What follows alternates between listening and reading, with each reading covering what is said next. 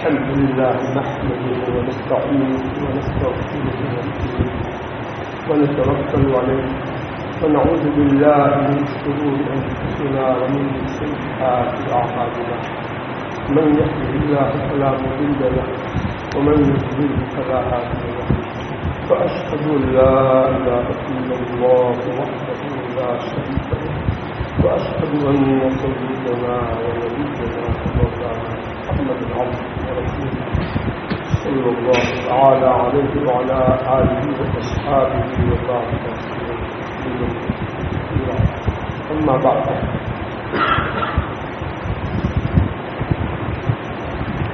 أعوذ بالله من الشيطان الرجيم. بسم الله الرحمن الرحيم. وإذا ما غضبوا يغفرون.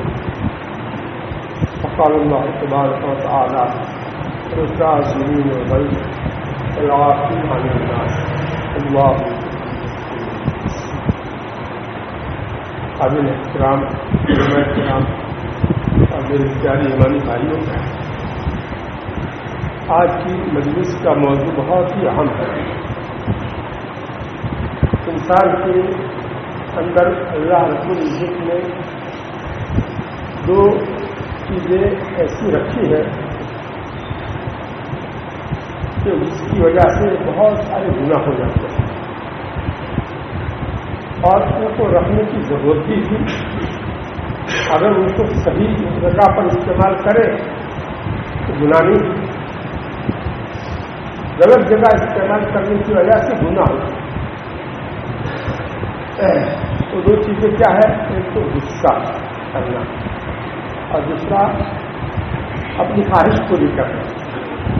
شہوت، چاہے پیٹ کی شہوت ہو یا شرمگاہ کی شہوت، یہ دونوں اپنے محل پر اگر ہو، اپنی بیوی سے آدمی شہوت پوری کرتا ہے، کوئی گناہ نہیں ہے.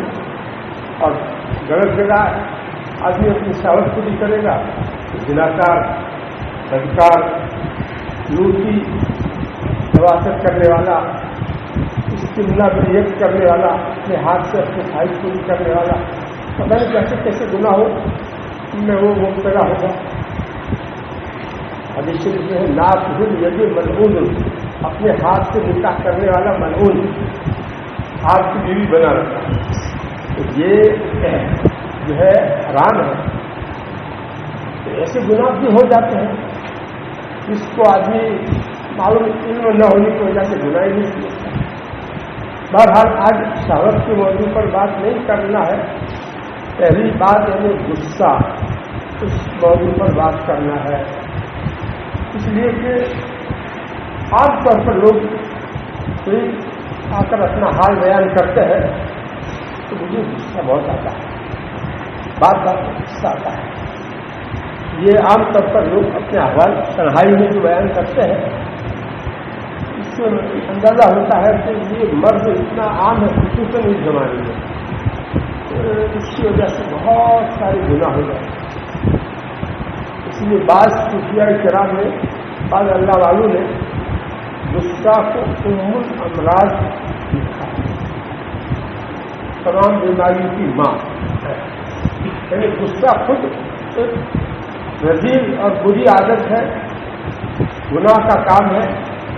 اس سے وہ بے محل ہو، اور عام طور پر بے محل ہی ہوتا ہے، اور اس سے بہت ساری گناہ وجود میں آتے ہیں. یہ ہے ام الامراض کا مطلب ہے.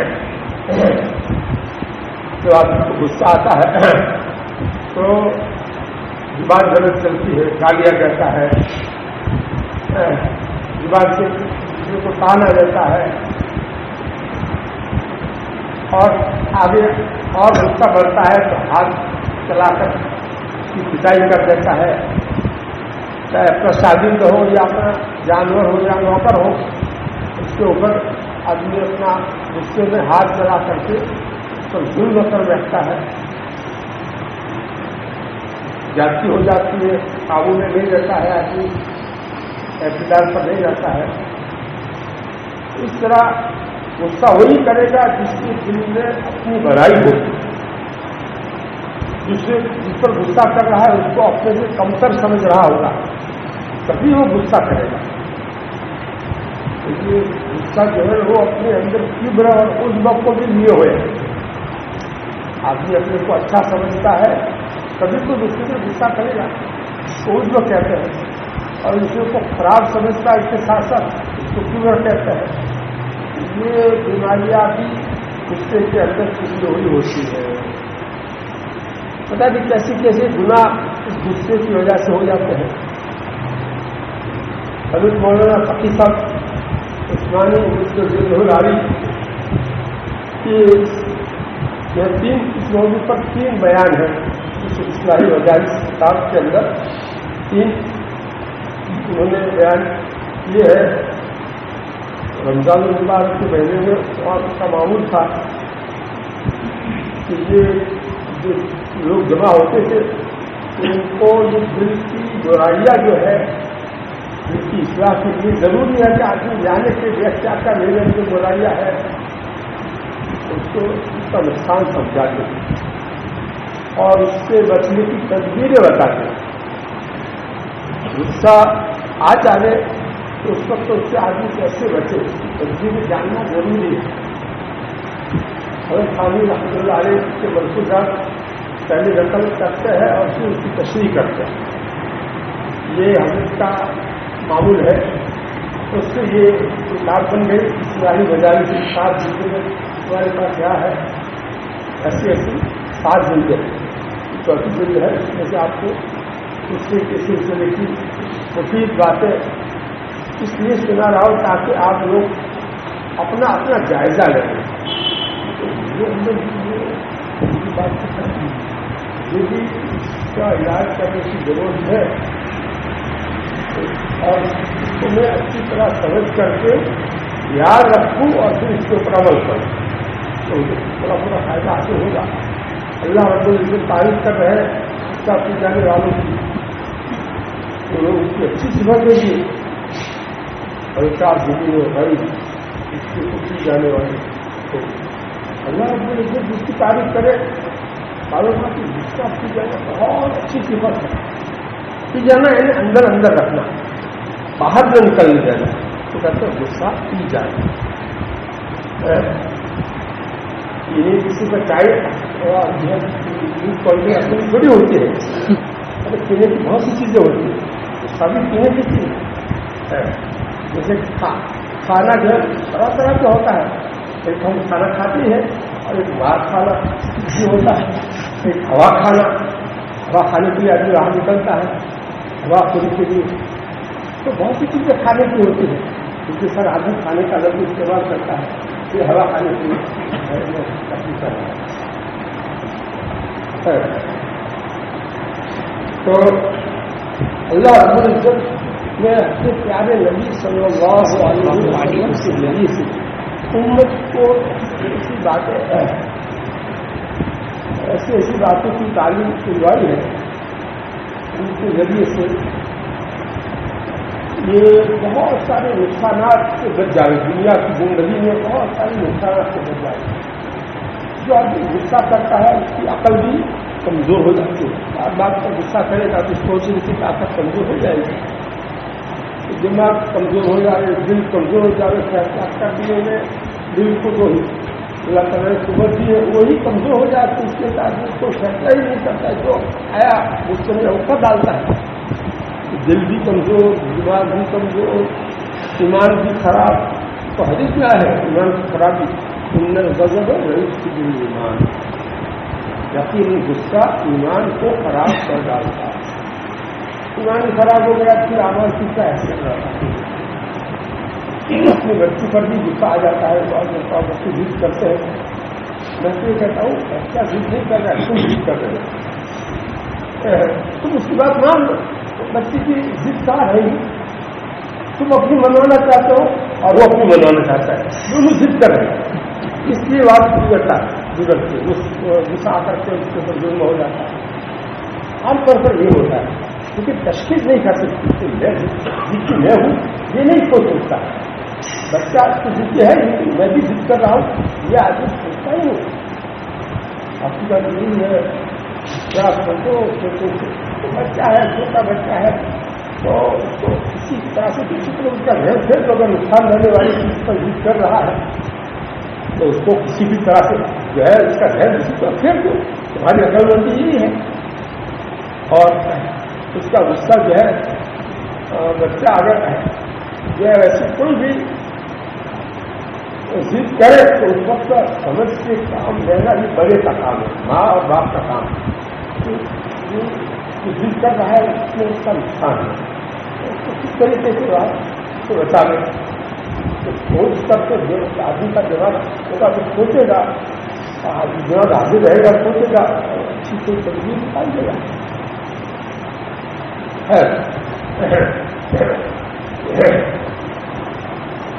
ایک صحابی اللہ کے نبی صلی اللہ علیہ وسلم سے حاضر ہوئے,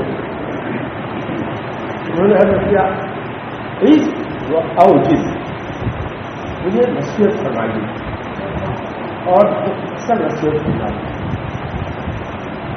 اور جس کے مطلب مختصر نصیحت فرما, لمبی چوڑی نہیں, اس کے پاس وقت کم ہوگا, بعض اس آدمی کو جلدی ہوتی ہے, اس سے آدمی مختصر نصیحت کا مطالبہ کرتا ہے. ہمیں اس سے برا نہیں لگانا چاہیے, نصیحت بھی چاہتے ہیں شخص بھی لگانا, تو ایسا نہیں بولنا چاہیے, ایسا نہیں سوچنا چاہیے. اس کی توجہ کرنی چاہیے کہ اس کو غلطی ہوگی, یہ نصیحت کا محتاج ہو کر کے آیا ہے, نصیحت لینے کے لیے اس کی قدر کرنی چاہیے. مختصر نصیحت کریں. ہمارے پیارے نبی صلی اللہ علیہ وسلم نے اس صحابی کو کیا نصیحت کی, لا کا مذہب نصیحت نہیں ہو گئی, بیان پورا ہو گیا. لا کا مذہب ہمارا بیان تو کم سے کم آدھا پونا گھنٹہ جب تک نہ ہو وہاں تک خدا ہی نہیں ہوتا ہے. اور وہاں ایک منٹ بھی لگا, زیادہ تر میں ایک منٹ لگا, آدھا منٹ بھی نہیں لگا, اور بیان پورا ہو گیا. اس کو کہتے ہیں کمال. ماہر جو ہوتا ہے مربی وہ جو ہے ایسا کرتا ہے مختصر نصیحت ایسی اس کے کام کی, اس کی ضرورت کی ایسی چیز ایک کی جو ہے 5 سیکنڈ میں 10 سیکنڈ میں بول لیتا ہے. اور سامنے والا قدر کرنے والا ہوتا ہے, وہ اس پر عمل کرتا ہے, تو بڑا بڑا فائدہ ہے. اس لیے بھائی ہم سب کو ہمارے پیارے نبی صلی اللہ علیہ وسلم کی ایسی بات کچھ قدر کرنی ہے. جب اس ناخلی نے بہت اہم نصیحت سنائی, اس کے اوپر فوراً دل میں جس نے طے کر لیا اور میں اب نصیحت پر عمل کروں گا, میں زندگی بھر عمل کروں گا, غصہ نہیں کروں گا. بعض وقت بیوی پر آدمی غصے ہو جاتا ہے, کام خراب ہو جاتا ہے, گھر کا ماحول خراب ہو جاتا ہے. تو دونوں میاں بیوی ایک دوسرے سے روتے رہتے ہیں, ایک دوسرے سے راحت پہنچنے کی بجائے پریشانی میں تکلیف پہنچتی ہے. یہ بھائی اپنے گھر کو کا ماحول خوشگوار, مسرت اور خوشی حاصل ہو, ایسا آپس کا محبت کا ماحول ہونا چاہیے گھر میں. بیوی شوہر کو دیکھ کر خوش ہو, شوہر بیوی کو دیکھ کر خوش ہو, بچے ماں باپ کو دیکھ کر خوش ہو, اور ماں باپ بچوں کو دیکھ کر خوش ہو. ماحول بناؤ, پینے کا مزاج بناؤ, غصہ پی جانے کا مزاج بناؤ. سنجیدگی کے ساتھ اصلاح کرنا, تربیت کرنا, یہ ہماری بھومکا ہی ہے. ہماری نبی صلی اللہ علیہ وسلم کو سمجھداری کی باتیں بھی ہے. تو اب یہ کتنی اہم نصیحت ہوئی. اللہ کے نبی صلی اللہ علیہ وسلم نے ان کو یہ بھی کہا, گناہ مت کرنا, جھوٹ مت بولنا, چوری مت کرنا. حالانکہ یہ چیز عام تھی اس زمانے میں, لیکن اللہ کے نبی صلی اللہ علیہ وسلم نے غصہ کو ہی صرف لیا نصیحت, مختصر نصیحت کرنے میں منتخب جو کیا وہ غصے یاد غصہ.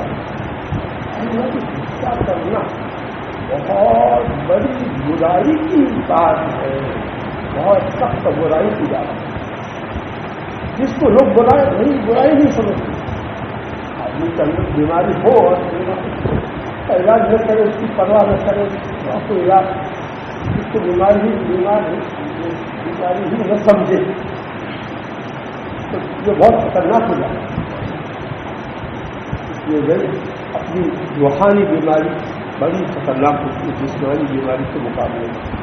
جسمانی بیماری سے تو آدمی کا دنیا کا نقصان ہے, اور روحانی بیماری سے ہمیشہ ہمیں اس کی آخرت کا نقصان ہوتا ہے، بہت بھاری نقصان ہو جائے گا. ایمان خراب کرتے آپ کی آخرت کا کتنا بھاری نقصان کر رہے ہیں. اللہ تعالیٰ ہم سب کو تھوڑی بات سن کر کے عمل کرنے والا بنا دے. لمبی چوڑی باتیں کرواتے ہوئے روزہ رکھ سکتے ہیں.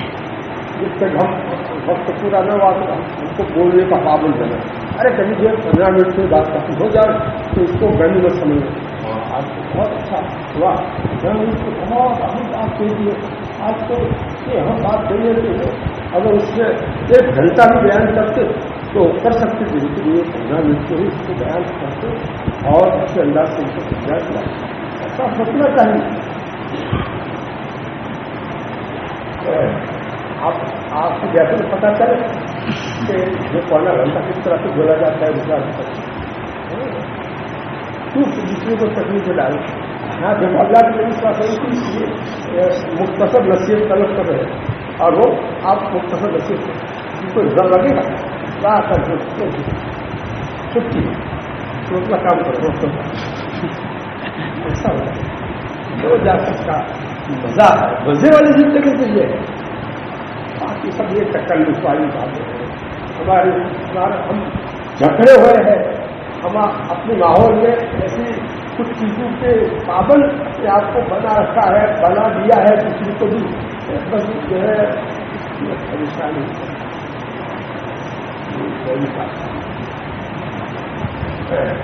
دوست میں بولوں تو مسئلہ جاؤ تو آپ کو آگے دلاؤ اس کا بولوں کہ اندر بول کر پڑھنے لگوں تو نہیں کر ٹھیک ہے. یہ غلط کی بات ہے کیا؟ غلط والا تو شاید کتاب میں سے بھیج کر کے سنایا جا رہا ہو بہت سے سنے گا وہ اور اثر لیتے ہوئے سنے گا. ہمیں کی دیر سے سنے ہر حال غصہ اللہ تعالیٰ نے ضرورت کی وجہ سے پیدا کیا ہے. انسان کے اندر ضرورت کیا ہے؟ کبھی انسان کے اوپر دشمن حملہ آور ہو یا کوئی زہریلا جانور اس کے اوپر بچنے کے لیے آ رہا ہو یا اس طرح کا کوئی اور ایسا کوئی اور موقع ہو جس میں کرنے کی ضرورت پڑتی ہے.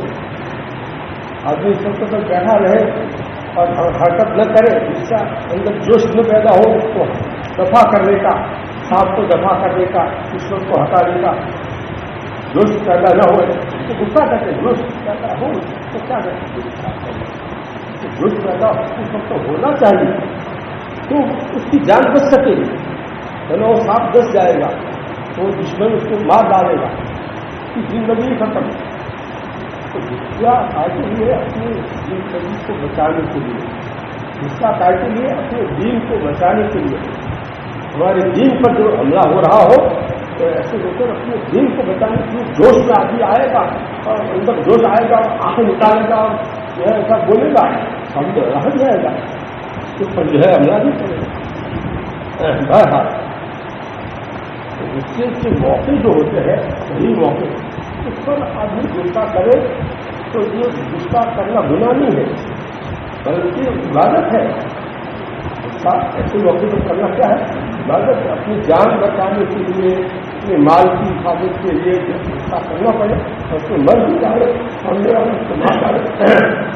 شہادت کا وقت من سکتے گا پورے مال ہی اور شہید من ہوتے لگے دین ہی اور شہید.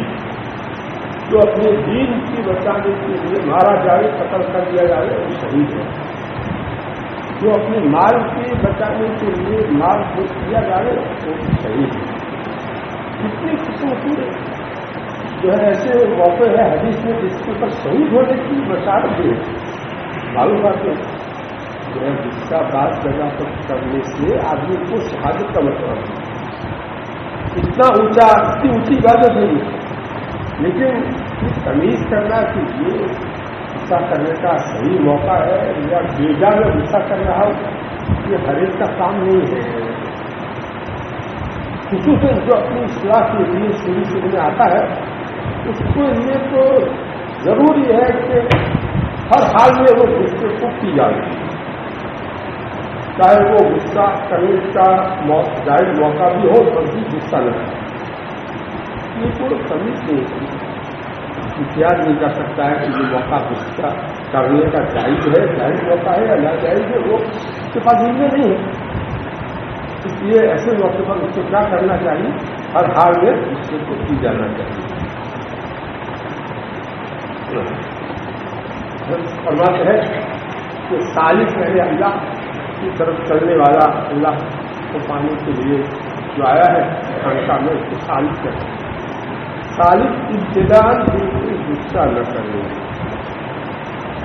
شروع میں وہ منتہی ہو جاتا ہے، سالک کئی سال کے بعد منتہی بنتا ہے، انتہا کرتا ہوتا ہے. اس کے بعد اس کو کمی ہو جاتی ہے صحبت سے، جلدی نسبت بھرنے کی ہو جاتی ہے. جائز موقع ہے یا ناجائز موقع ہے.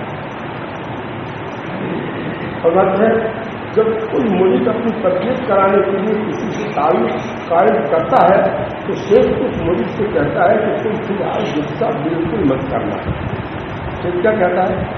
اس فی الحال اس وقت ابھی جو آئے ہو بس غصہ بالکل مت کرنا. ہمارے سے غریب رسول رحمۃ اللہ علیہ جو ہے جو بھی آتا نصیحت کرتا یہی نصیحت کرتے غصہ پاس نہ آئے، یہ خاص ہوتے ہیں. اور اسی طرح سے وہ انداز سے ایسے انداز سے کہتے ہیں کہ سامنے والے کے لیے غصے کی بلائی آ جاتی ہے. بہت بری اتنی زیادہ اہمیت کی تھی اس زمانے کے حالات کے اعتبار سے. ہمارے جانتے تھے کہ اس زمانے میں لوگ ہوشیار بہت ہیں، بعض بات پر غصہ کرتے اپنا نقصان کرتے ہیں، دنیا کا بھی اور آخرت کا بھی. ہم نے کبھی اس کے علاوہ دوسری نصیحت کرتے ہوئے نہیں سنا. جو آیا تو نصیحت کی یہی ہے. اس زمانے کے حالات کے اعتبار سے جس کی زیادہ ضرورت تھی اس کو ہم لوگ بیان کرتے تھے مختصر الفاظ میں. تو کیونکہ تم تمیز نہیں کر سکو گے کہ کہاں غصہ کرنا حق ہے اور کہاں ناحق ہے، لہٰذا ابھی تو تم یہ مشق کرو کہ کسی بھی موقع پر غصہ مت کرو. یہ کہا جاتا ہے جو ابھی انتہا تک نہیں پہنچے ہیں سلوک میں، اس کو یہ کہا جاتا ہے. اور یہ غصے کا جائز موقع ہے. پھر بھی غصے کو پینے کا جو حکم دیا جا رہا ہے اس کا نام مجاہدہ ہے. اس کا نام کیا ہے؟ مجاہدہ. مجاہدہ یعنی نفس کی مخالفت کرنا، نفس کے مقابلے میں زور لگا کر کے اس کو دبا دینا مجاہدہ. کیونکہ یہ کسی مباح اور جائز چیز کو بھی چھوڑوایا جاتا ہے تاکہ آدمی ناجائز چیز سے اچھی طریقے سے بچ سکے، ناجائز غصے سے بچ سکے. اس کے لیے جو تمیز تو ہے نہیں کہ کون سی جگہ حق ہے کون سی جگہ نہ حق ہے غصہ کرنے کی. اس بنا پر اس کو یہی کہا جاتا ہے کہ تربیت اس طرح سے ہوتی ہے. حضرت مولانا اشرف علی صاحب تھانوی رحمۃ اللہ علیہ کے استاد تھے دیوبند میں، ان کا نام تھا مولانا یاسر صاحب نانوتوی رحمۃ اللہ علیہ. نانو کا بہت بڑے سے بہت زبردست بات ہوتی ہے. تو وہ ایک مثال کے ذریعے سے سمجھاتے تھے کہ یہ نفس کا حال، نفس کی تربیت کرنے کے لیے ہم کہ جائز چیزوں کو جو چھوڑواتے ہیں صوفیاء کرام، جائز موقع ہے غصہ کرنے کا لیکن مت کرو. یہ کیا ہے کہ ہمارا یہ نفس جو ہے وہ عادی ہو چکا ہے، بیجا غصہ کرنے کا عادی ہو چکا ہے. تو اب اس کی یہ عادت کو چھڑوانے کے لیے بالکل اس کے اوپر پابندی لگا دو گے تو یہ عادت چھوٹے گی. جیسے کاغذ ہے اور اس کو ایسا موڑ دیا ہے اور موڑنے کے بعد بھی ہم اس کو سیدھا کرنا چاہیں گے تو وہ سیدھا نہیں ہوگا، وہ ایسا ہی جڑا ہوا رہے گا. اس کو دوسری طرف موڑو گے تو اب کیا ہو جائے گا؟ اب وہ سیدھا ہو جائے گا. تو ہمارا نفس بھی عادی ہو چکا ہے بات بات سے غصہ کرنے کا، گناہ کرنے کا. تو اس کو اگر دوسری طرف موڑنا ہے تو کیا کرنا پڑے گا؟ جائز موقع پر بھی غصہ چھوڑنا پڑے گا. تو یہ اب سیدھا ہو جائے گا. یہ ہمارے نفس کے مسائل کو سمجھتے تھے، نفس کے کیا کیا چالے اور اس کی جو ہے اس کی بری عادتوں کو کیسے چھوڑوایا جائے تو جانتے تھے. خانقاہ کا نام نہیں ہوتی تھی. خانقاہ بھی بہت اہم کام ہوتا تھا، بہت ہی اہم کام ہوتا تھا. جو بھی آتا تھا سب چیز پہلے دیتا اپنی اصلاح کی سب چیز کرے، اور شیخ کی اشاروں پر چلتا تھا. وہ شیخ کی جو ہے ایک بات پر عمل کرتا تھا، اصلاح ہو جاتی تھی. آج سب کی طلب میں کمی ہے تو اس کی وجہ سے جو ہے پکڑتے نہیں بات کو. دوسرے کے اوپر کتنا ہی بیان کیا جائے تو اس سے نہیں بات. ایسا کیا دماغی توجہ اسی طرف کر جائے. کیا آپ کو فائدہ ہے؟ ارے ایک بات کو آپ نے 5 مرتبہ سن رکھی ہے لیکن ابھی تک اس پر عمل نہیں ہوا ہے تو آپ 36 مرتبہ بھی اسی طرف سے سنے جس طرح پہلی مرتبہ سنا تو آپ کو فائدہ ہوگا. تو کہا جائے کہ آپ سب کے محتاج بن کر کے آئے ہیں. آج غفلت کے شبد اتنے موٹے ہمارے اوپر دل کے اوپر آئے ہوئے ہیں. کتنا ہی سمجھاؤ دین کی حالت کیا ہو گئی ہے، اس کی ختم ہو گئی. اللہ تعالیٰ ہم سب کو تو اس کے اوپر بار بار اللہ تعالیٰ سے مانگنے کی ضرورت ہے، رونے کی ضرورت ہے. اللہ میرا دل جو حصے بڑھ گیا ہے میرے دل کو آپ ہی زندہ کر سکتے ہیں. مجھے دین کی عظمت آپ عطا فرمائیے، آپ کے احکام کی عظمت مجھے میرے دل کی عطا فرمائیے. آپ کی عظمت میرے دل میں ایسی ڈالیے جیسی ہونی چاہیے. آپ کی محبت میرے دل میں ایسی جمع جیسی ہونی چاہیے تاکہ میں آپ کی خودی اطاعت کروں، آپ کا فرما بردار بن سکتے زندہ رہوں. آپ نے مجھے پیدا کیا، میرے اعضا کو پیدا کیا، ایک کتنا قیمتی. یہ آخر نرم بھی ہے نازک بھی ہے. نرم ایسی ہے کہ اس کا ہاتھ لگاؤ تو اندر کوئی ہڈی نہیں، گوشت نہیں، شریر ہے کھجلی آئے تو سب نہیں. اور نازک ایسی کہ ذرا سی جو ہے بال یہاں ٹائٹ ہوتا تھا، بال اندر چلا گیا تو بھی آدمی پریشان ہو جاتا ہے. ایسی محنت چاہیے کچھ بنا کرتے بھی ہے. کچھ سوچنے کا زیادہ باتیں کرنا چھوڑو، اللہ کی باتیں کرو. اس کی محنت اللہ کی اس کی ساری استعمال کرو، اس میں غور کرنے کی عادت ڈالو. کیا خانقاہ میں آ کر کے ہم لوگ جو ہے باتیں کرتے ہیں، ان کی شادی ہوتا ہے کوئی ہوتا ہے جب چھوٹے ہوں تو باتیں کرتے ہیں. کرنے کے لیے ہمارے ہاں حضرت کے آپ کے شادی پہلی شرط میں اصلاح کے آئے ہو اسی سے بھی بات نہیں ہوتا. اپنے کمرے کے ساتھی سے بھی نہیں اور راستے میں چلتے ہوئے کسی کوئی آدمی سے نہیں. حضرت کی اس شرط پر میں ایسا عمل کرتا تھا کہ کمرے کا ساتھی بیچارہ دیندار ہے لیکن عالم نہیں ہے اور اس کو مسئلہ پوچھنا چاہتا ہے. اس میں بھی میں سوچتا کہ بولنے کو منع کیا بولوں گا جواب دوں گا، چاہے وہ مسئلہ ہی بتاؤں گا، فتویٰ ہی بتاؤں گا. لیکن تو اس کو آگے میں حضرت سے پوچھتا تھا، جو اپنے احوال لکھتا تھا کافی میں کہ کیا کروں بولوں کے لیے بولوں. حضرت کے یہاں تک پابندی تھی نہ بولنے پر کہ کمرے کے ساتھی کے ساتھ کھانا بھی مت کھاؤ، افطاری بھی مت کھاؤ، الگ الگ تاکہ باتیں نہ ہو. تاکہ زبان ہماری آج کل رویات کی فضولیات کی عادی ہو گئی ہے، جس کی وجہ سے ہم کوئی بات اثر نہیں کرتی. ہمارے دل کا ستیہ ناش ہو گیا ہے. وہ خالی رحمۃ اللہ علیہ بہت زیادہ اس کو اہمیت دیتی ہے. باتیں دل باتیں مت کرو.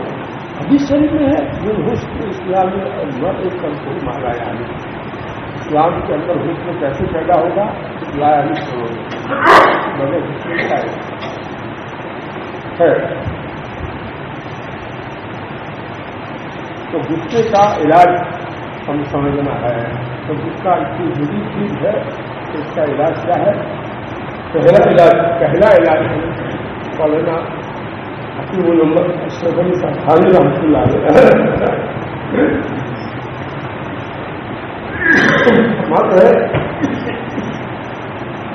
غصہ جب آئے تو اپنے اوپر زور ڈال کر کے بس تکلف ہے اپنے اوپر زور ڈال کر کے جب تک کر کے غصے کو اندر اندر رکھ کر کے اپنے عیبوں کو سوچنے لگا کیجیے. اپنے عیبوں کو سوچا کیجیے. صرف غصہ آ رہا ہے, سامنے والا غصہ دلا رہا ہے اور اس کو اپنے عیبوں کو سوچنے کی ابھی کو فرصت ملے گی سب سوچ سکے گا. کا حکم نہیں ہے تو اس وقت میں اپنے عیبوں کو سوچوں تو ہی میرا یہ غصہ ٹھنڈا ہوگا. میں خود ایسی بیماری میں مبتلا ہوں کہ میں کیا غصہ کروں گی. اپنے عیبوں کو سوچنے سے آدمی اپنے کو خراب سمجھے گا تو خود دوسرے پر غصہ نہیں کرے گا. انشاءاللہ اشتعال کم ہو جائے گا, اس سے کا جوش کم ہو جائے گا اپنے عیبوں کو سوچنے سے. اگر اس وقت آپ نہیں سوچ سکتے ہیں تو دوسرا وقت جب کسی نے غصہ نہیں دلایا ہے ایسے آپ بیٹھے لگے سوچو اپنے عیبوں کو. اس وقت کیا مانے ہیں, کیا رکاوٹ ہے؟ اپنے عیبوں کو سوچنے کو بہت سارا وقت ملتا ہے ہم کو. اس وقت کوئی غصہ دلانے والا ہم کو نہیں ہے, کوئی رکاوٹ نہیں ہے. اپنے عیبوں کو سوچیں, اس کو پھر اس وقت تازہ کرنا ہوگا. جو پہلے سے سوچے ہوئے ہیں اس کو ذرا تازہ کرنا ہوگا, یعنی اس کے ذہن میں مستحصل کرو گے تو پھر فوراً آسانی سے ذہن میں آ جائے ہو پھر وہ غصہ نہیں کرے گا. غصے کا جوش کم کرنے کا یہ پہلا طریقہ یہ ہے اپنے عیبوں کو سوچا کرو. یہ حضرت کو کسی نے خط لکھتے تھے حضرت کے زمانے میں, کاغذ میں اپنے عیب لکھ کر کے وہ کہتے تھے کوئی کافی میں اپنے حوالہ لکھ کر سکتا تھا. ہمارے حضرت کے وہاں بھی یہی طریقہ ہے کیونکہ حضرت تو حضرت سے امتی سے خلافت پائے ہوئے تھے, وہی طریقہ ان کے وہاں تھا. لوگ اپنے اپنے اخبار کافی میں لکھتے تھے, بہت ساری کافی کا ڈھیر ہو جاتا. حضرت کو سب کو دیکھنا پڑتا. خطوط جو آتے ہوئے باہر سے الگ الگ قسم کے, دوسرے ملکوں سے جو خطوط آتی ہے اس کی چھٹی الگ ہوتی ہے. ہندوستان سے جو خطوط آتی ہے اسرائیل خطوط ہوتے تھے عام طور پر, تو اس میں جو ہے پوسٹ کارڈ کی چھٹی الگ اور انتردیشی کی چھٹی الگ اور لفافوں کی چھٹی الگ ہوتی ہے. تینوں کی الگ الگ چھٹیاں ہوتی ہیں. اس کا جواب جو ہمیں لکھ لیتے اس کی چھٹیاں الگ الگ ہوتی ہیں.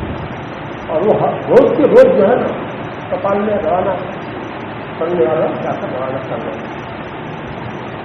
اور کافیوں کو بھی بہت زیادہ لوگ غیر ضروری باتیں لکھتے تھے. وہ جیسے کچھ باتیں بولنے کی عادت ہے تو لکھنے میں بھی اپنے آواز لکھنے میں خواہ مخواہ کی باتیں لکھتے تھے.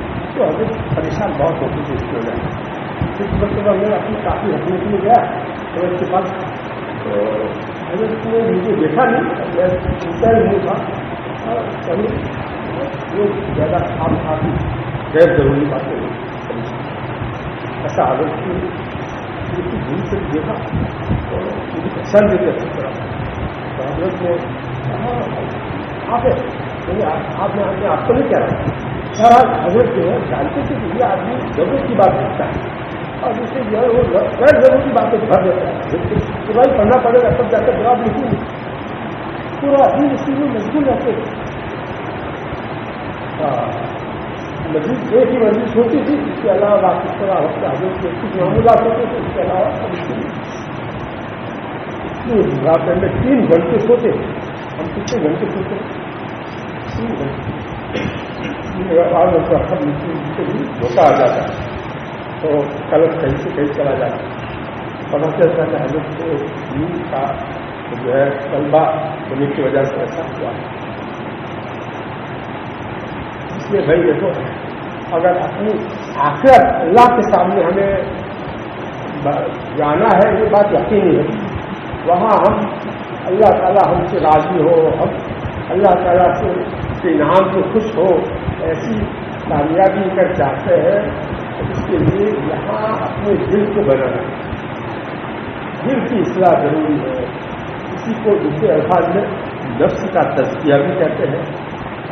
نفس کو پاک صاف کرنا گندگی سے. نفس اور دل ویسے تو دونوں کا مفہوم الگ الگ ہے, لیکن کبھی کبھی ایک دوسرے کی جگہ استعمال کر لیتے ہیں. دل کے لیے نفس اور نفس کے لیے دل استعمال کر لیتے ہیں. تو بہرحال نفس کی اصلاح بہت ضروری ہے. قرآن کی اصطلاح میں تو قرآن میں اللہ تعالیٰ کیوں وما سبا نفس کی طرف زمین لوٹاتے ہیں قد افلح من زکاہا فرمایا ہے. ہاں قلب کا لفظ نہیں ہے, دل کا لفظ نہیں ہے. کیونکہ حدیث شریف میں دل کا لفظ آیا ہے.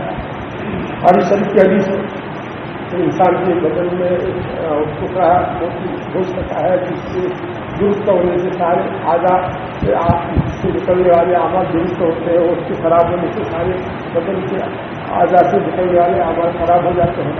اور وہ دل ہے. دیکھو سبحان اللہ ہے دل اور نفس یہ دونوں اصلاح جو ہے ایک ہی چیز, اس کا اصلاح ایک ہی چیز ہے. اس کے لیے کبھی اس کے لیے نفس کا لفظ نہیں بولتے ہیں, کبھی اس کے لیے دل کا لفظ بولتے ہیں. بلال رحمۃ اللہ علیہ اس کی بہت غیر علم میں تفصیل کی ہے دل اور قلب اور نفس کے بارے میں. یہ سب علمی باتیں ہیں. ابھی یہاں موقع علمی باتیں کرنی چاہیے ہے, یا تو جو ہے موٹی موٹی باتیں ہیں سمجھانے کا. یہ بھائی دونوں چیزیں کوئی الگ الگ ایسا نہ سوچے کبھی دل بولتے ہیں کبھی نفس بولتے ہیں, ایسا نہ سوچے. ارے دونوں ہی دونوں کا مشرق ایک بنا لو. کیا ہے ارے دل بھی خراب ہوتا ہے, جیسے نفس خراب ہوتا ہے, نفس کو پاک کرنا پڑتا ہے. دل بھی خراب ہوتا ہے, اسی لیے تو اس کی خرابی سے سارے قدر کے اعمال خراب ہو جاتا ہے. اور دل بھی اچھا ہوتا ہے اور نفس بھی خراب ہی ہو ایسا نہیں ہے. نفس مطمئنہ بھی ہو جاتا ہے اصلاح کے بعد میں. ایسا مطمئنہ کہ اللہ میں یہ نفس تو مطمئن تک وہ بھی آتا ہے. یہ صفات اس میں پیدا ہو جاتی ہے. اللہ میں آپ سے ایسا نفس مانگتا ہوں جو اس میں اطمینان کی ایسی تو آپ کے احکامات کے اوپر وہ مطمئن ہو. تو میرے بھی نکال آپ سے ملنے کا وہ یقین رکھتا ہو, وہ نفس کیسا ہو آپ سے ملنے کا یقین رکھتا ہو. میرے بھی نکال ہوتا اور بعد قضاء اور آپ کے فیصلے پر وہ راضی رہے. وہ نفس ایسا ہو کہ آپ کی طرف سے جو بیماری یا جو نیند نہیں ملی یا جو بھی تکلیف ہوئی اس کے اوپر راضی رہے, دل سے نفس راضی رہے. تک نہ ہو گیا آپ کے عطا کے اوپر کھانے رہے یعنی خوش رہے, قناعت رہے. وہ میرے رب نے مجھے جتنی تندرستی دی میں اس پر راضی ہوں, مجھے جتنی روزی دی میں اس پر راضی رہوں. میرا رب جو ہے مجھے حالت میں رکھے میں اس پر راضی رہوں.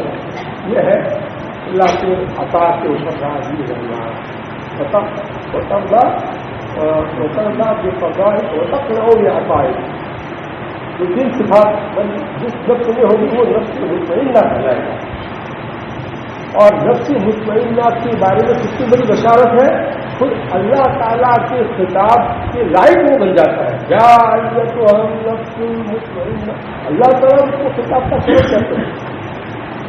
مطمئنہ اتنی بڑی اونچی چیز ہو جاتی ہے کہ اللہ تعالیٰ اس کو مخاطب بنا کر کہتے ہیں یا یہ تو ہم نفس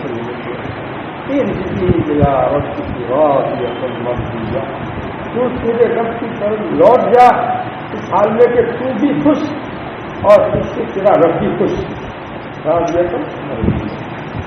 یہ نفس کی ایسی صفات بھی ہے, مطمئنہ بھی ہے, راضیہ بھی ہے, مرضیہ بھی ہے.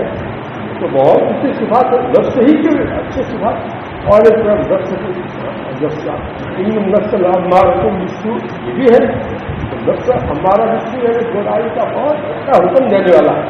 یہ حضرت یوسف علیہ السلام نے کہا ہے کہ نہیں نفس ہمارا الزامہ رہے الگ چیز، مگر جس پر میرا رب بات کرے تو پھر وہ الگ بات ہے. اسی طرح نفس کی ایک قسم لبامہ بھی تو ہے. لا اقسم بالنفس اللوامہ، قرآن کا کیا ہے؟ ولا اقسم بالنفس اللوامہ. لا کا جو مطلب کیا ہے؟ تو ضرورت تو ہے نہیں قسم کھانے کی، لیکن تمہاری رعایت میں میں قسم کھاتا ہوں کہ جو نفس سے ملامت خوب کرتا ہو اپنے اوپر سے ایسا کیوں کیا، ایسا کیوں کیا، تو اس کی قسم میں کھاتا ہوں. قسم اللہ تعالیٰ کھائے وہ نفس کتنا اونچا ہوگا، اور وہ امبارہ سے نکل کرتے لبامہ تک پہنچ جائے تو بھی وہ اتنا اونچا ہوگا کہ اللہ تعالیٰ اس کی قسم کھا رہا ہے. اللہ تعالیٰ اس کی قسم کیا کہ نہیں، جس کی اللہ تعالیٰ قسم کھائے اس کا مطلب وہ اچھی چیز ہے. تو ملامت کرنا اپنے اوپر اپنے آپ کو غلط کیا، غلط کیا، اس نے ایسا کیوں کیا، اپنے کو آدمی کوستا رہے اندر اندر، یہ ہے لبامیت والا نفس. بہت اللہ تعالیٰ کا بہت کرم ہے. کسی کیسی چیزیں اپنے کلام سے میں نے جن کو بدلا دی ہے.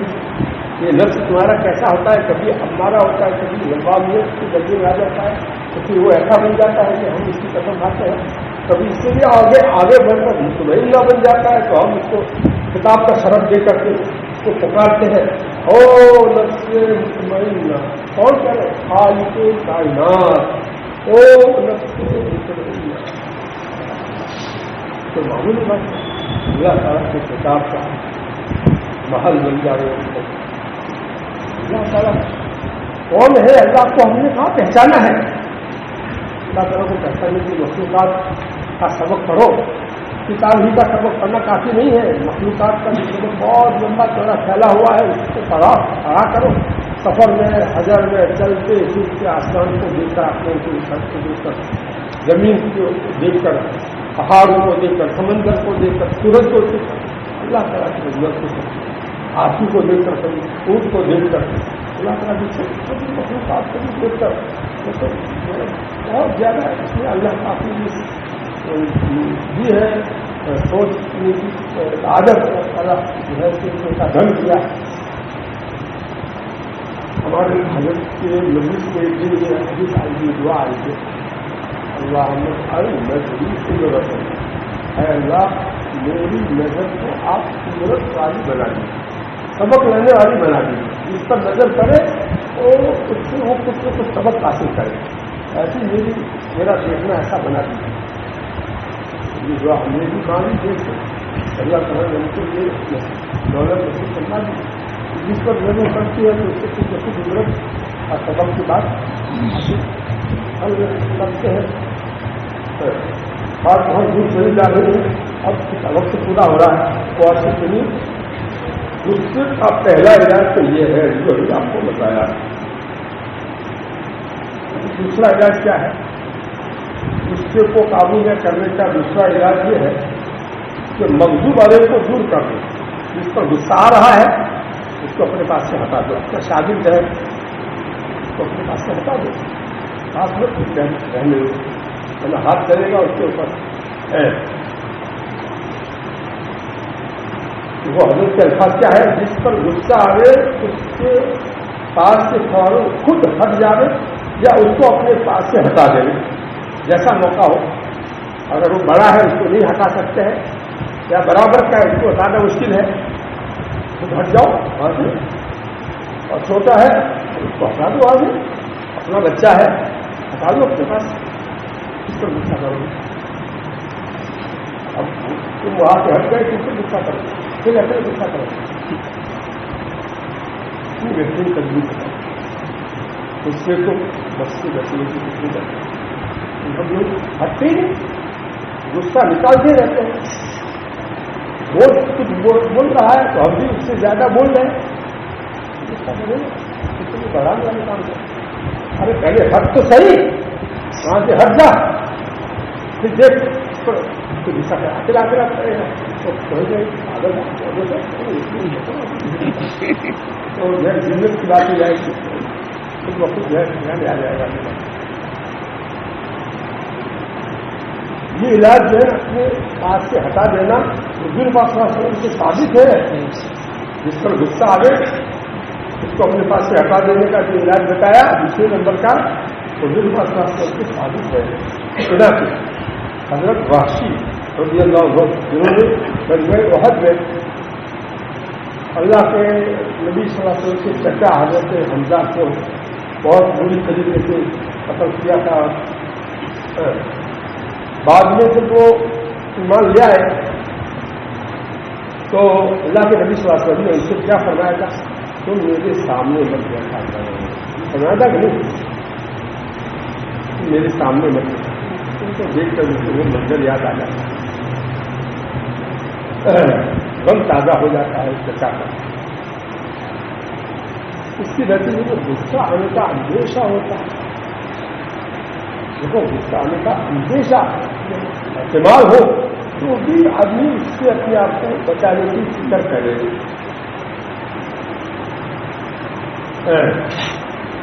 ثابت ہوا کہ نہیں؟ اللہ کے نبی صلی اللہ علیہ وسلم سے علاج ثابت ہوا کہ نہیں؟ تیسرا علاج غصے کا تیسرا علاج یہ ہے کہ اللہ تعالیٰ کے عذاب کو سوچا کرو. عذاب الہی کا استحصال یہ معمولی بات نہیں ہے. حضرت ثانی رحمۃ اللہ علیہ خود فرماتے ہیں استحزار عذاب الہی استحزار عذاب الہی کا کرے. اللہ تعالیٰ کے عذاب کا سوچے. یہ علاج بھی حدیث شریف سے ثابت ہے. ایک مرتبہ صدیق اکبر رضی اللہ عنہ اپنے غلام کو ڈانٹ رہے تھے. حضور پاک صلی اللہ علیہ وسلم نے ان کو اس حالت میں دیکھا کہ اپنے غلام کو ڈانٹ رہے ہیں, غصہ کر رہے ہیں. اور اللہ کے نبی صلی اللہ علیہ وسلم کیا فرما دیا؟